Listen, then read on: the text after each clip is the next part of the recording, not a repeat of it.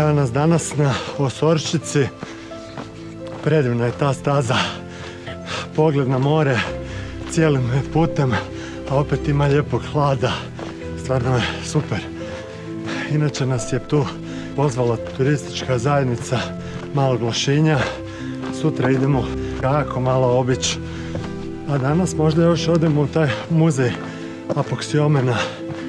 Taj pronalazak mi je jedna od boljih stvari koja se dogodila u zadnje vrijeme, jer upravo pokazuje koliko je naše more i podmorje slabo istražena.